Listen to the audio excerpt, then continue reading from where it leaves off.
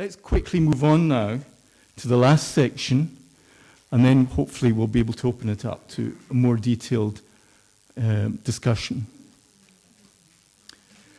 This is what my hypothesis this evening is that everything that I've said up till now, that has been the hors d'oeuvre to the main course, which as far as Israel's critics are concerned is about this, getting rid of Israel. Now we know that there are some fanatics out there, particularly in the Middle East, that want to see Israel disappear, and the Iranian leaders, for example, have made no bones about it, and have repeatedly said that is their primary foreign policy objective. Despite the nuclear deal that has just been signed, we still hear comments of this kind being made on a near daily basis in Iran. We know that. And we also know that Iran supports Hezbollah and Hamas and a number of other Islamist organizations in the region, and none of those organizations is willing to contemplate the continued existence of Israel. So that's not a surprise. And if you look carefully at the logos and the emblems of these organizations, you will almost invariably find a map of Palestine buried in there. Palestine as they see it, from the river to the sea. But actually, we're not just talking about extremists. We keep hearing about the moderate Palestinian Authority. And these are quotes. On the top one is from a Palestinian school book, could never have been published without the approval of the Palestinian Authority. Broadcasts on Palestinian television, sermons from Palestinian preachers. The Palestinian Authority is not run on democratic lines. It's an authoritarian quasi-state. Nothing happens there without the approval of senior officials. That is the line that they're taking. And even as recently as a few weeks ago, Mahmoud Abbas has talked about the whole of Israel being occupied Palestinian territory. So this idea that this is an extremist notion that in any case is just rhetoric, that Israel should ignore, well, what about the so-called moderate opponents of Israel? It gets worse. Then you look at the international community. Look at this organization, UNRWA, that I mentioned earlier. These are their official school logos. Look at the maps. There's no place in Israel for those maps. Those are our taxes that are being used, incidentally, to support these organizations. Then there are the so-called pro-Palestinian organizations. I call them so-called pro-Palestinians.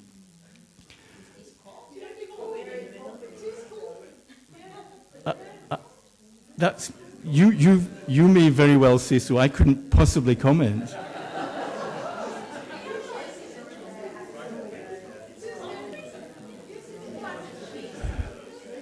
But look at the map. Yeah, I'm not showing it for making a political point, but in passing you might just want to clock that. But look at the map of the Palestine Solidarity Campaign. There is no room for Israel. They are not pro-Palestinians. There has been no PSC demonstration about the plight of Palestinians in Syria. Just in the last few weeks, over 1,000 Palestinians have been killed in Syria. There are no demonstrations protesting at that. Hundreds of thousands. Sorry, I'll what about the 300,000 in Syria? Yeah. When hundreds of thousands, something between 200,000 and 400,000 Palestinians were expelled, not by Israel, not during the War of Independence. After the first Gulf War, I've already mentioned that, by Kuwait, that was supported by the United States and Britain and the international coalition against Saddam Hussein, Kuwait expelled hundreds of thousands of Palestinians. At no notice, there were no demonstrations, there was no expression of outrage, there were no editorials, there were no supplements in The Guardian. These are not pro-Palestinian organizations. These are anti-Israeli organizations. We mustn't be fooled by this. And it gets worse still.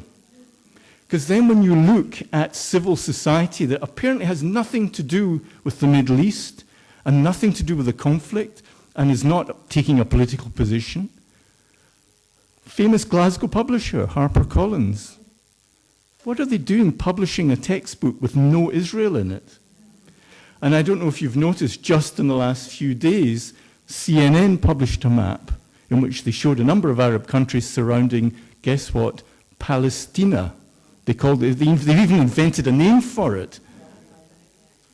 Well, there were protests and they took down that map, but we shouldn't have to protest about this. You know, I've just come back from Ireland.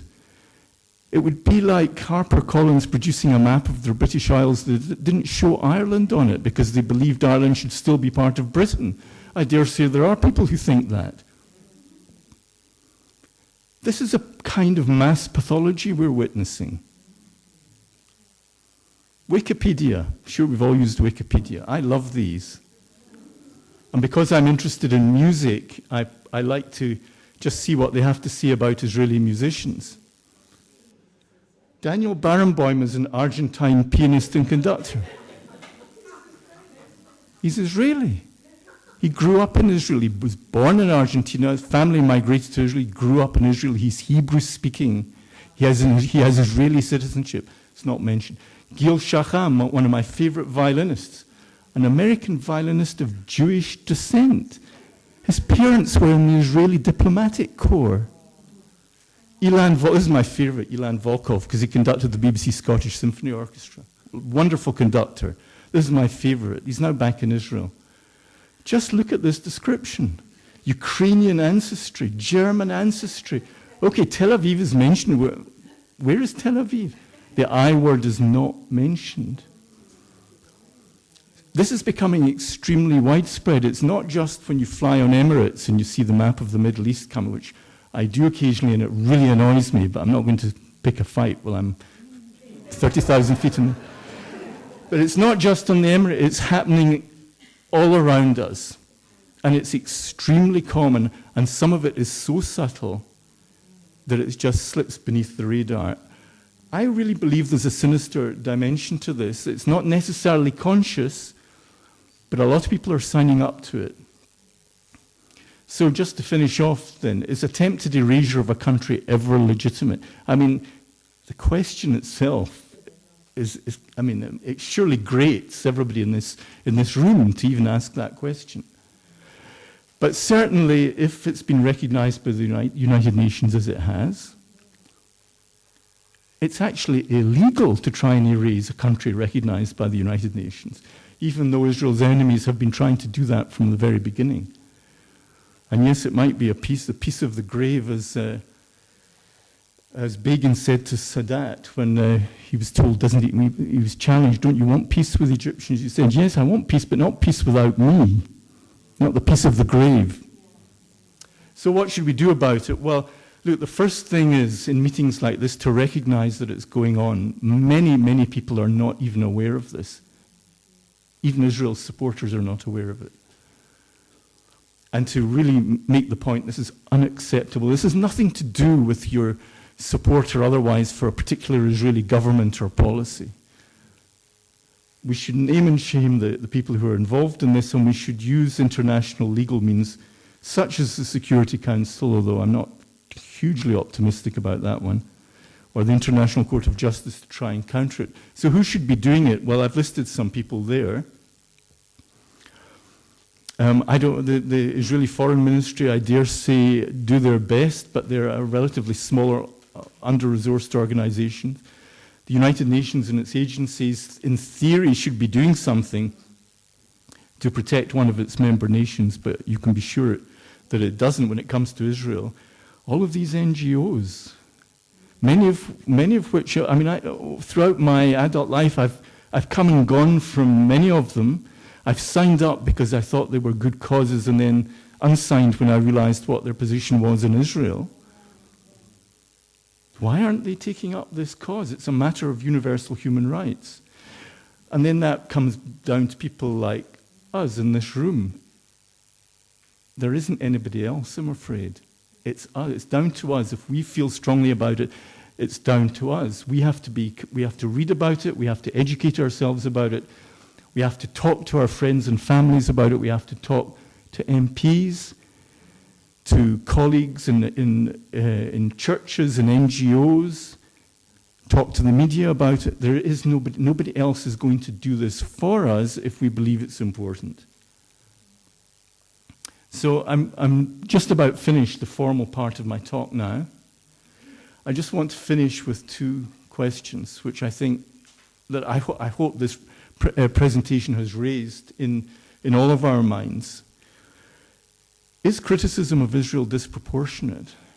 We hear that Israel is often accused of a disproportionate response to things happening around her. Are the critics of Israel being disproportionate? Let's look at the map. Let's just see where Israel is. Let's look at Israel's relative size. Let's look at Israel's credentials to be criticized in relation to her neighbors. Just look at some of those neighbors. And yet we don't have calls for BDS, boycotts, sanctions against those. Sorry, just to go back. If we decide that Israel is being disproportionately criticized, my question is why? And I don't have an answer. You may think I do.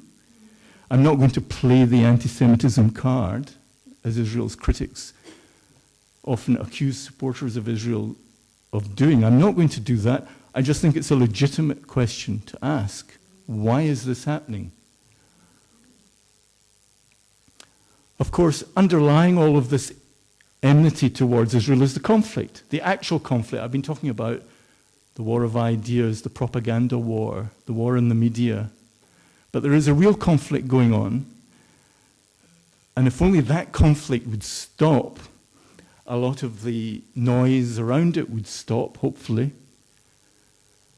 And people say, oh, it's too complex. Actually, it isn't, it really isn't. This is a quote: the Arab-Israeli conflict is caused by the violent rejection of self-determination for the Jewish people. That's not my quote.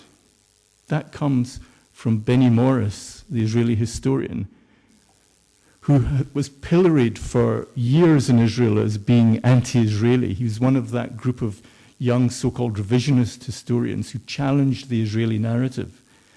But he says now, ever since the Second Intifada, looking back on Arab-Israeli history, this is the conclusion he has reached. It's this rejectionism of Israel that drives the conflict, and I don't think there's any getting away from that. And if we could remove that rejectionism, the conflict will cease, and much of the so-called criticism will cease, I hope, also. And that's just a quote that I happen to like. I don't know why it's come out the way it has, but it has. But that's Tolstoy. Thank you very much. Thank you.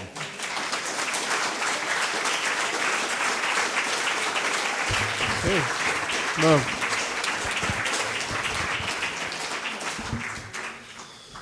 Well, we do thank you, David, very much for sharing all your knowledge.